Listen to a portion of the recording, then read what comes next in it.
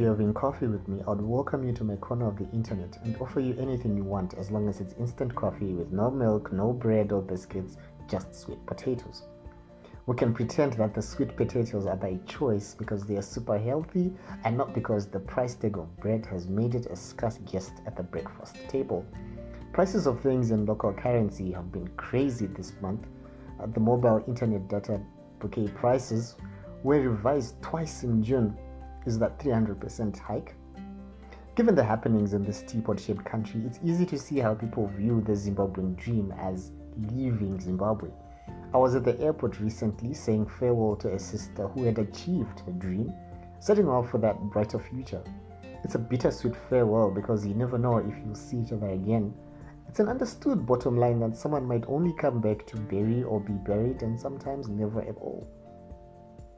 If you're having coffee with me, I'll tell you that I thought about the old saying that went something like, airport departure halls have seen more tears and goodbyes than funerals.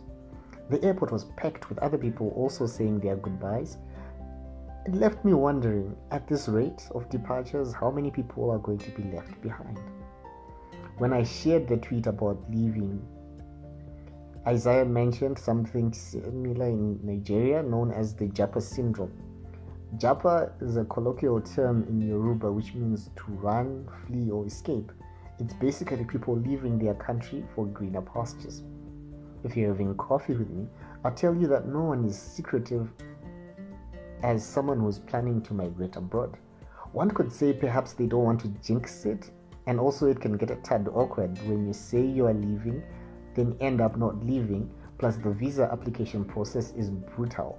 It'll chew you out and spit you out, or so I've been told, having never applied for one yet. Then of course there's the haters who might actively hamper your travel plans. On the internet, I saw someone who posted their plane ticket and someone else cancelled their flight. People might not outright say it, but there's a fear that you might get bewitched for flaunting that you're about to make it. I can tell you that I wasn't the only person that discovered my sister was actually leaving when she called us to ask to see her off to the airport. It's an unwritten rule. Make your moves in silence. If I ever migrate, there's people who only realize it when they read a blog update about me having coffee at Starbucks, because there's no Starbucks in Zimbabwe.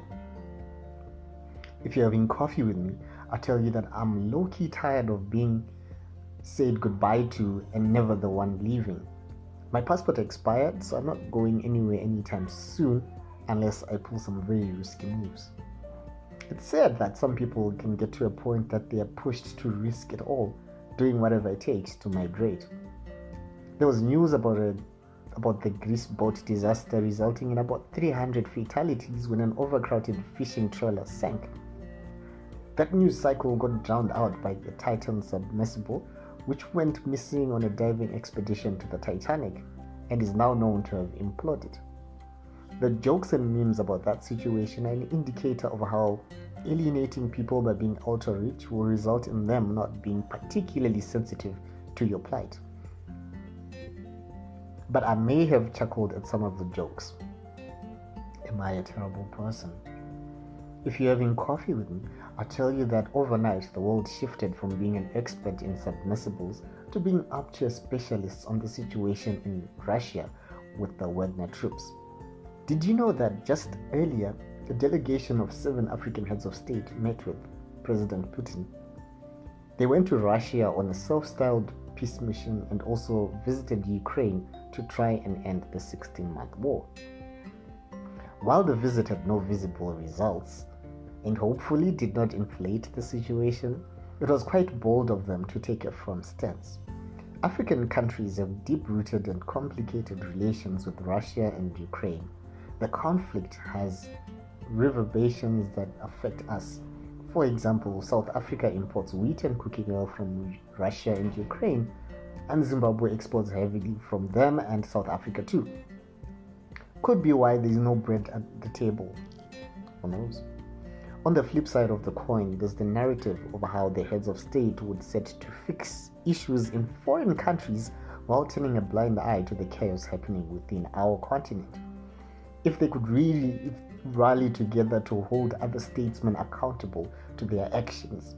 Charity is supposed to begin at home. If you're having coffee with me, I'll tell you that the electricity situation has somewhat improved significantly. We went almost a fortnight without a power cut. I've been holding my breath, not wanting to jinx it, but the power cuts are creeping back, although not as bad as before, for now. What's been going on in your neck of the woods?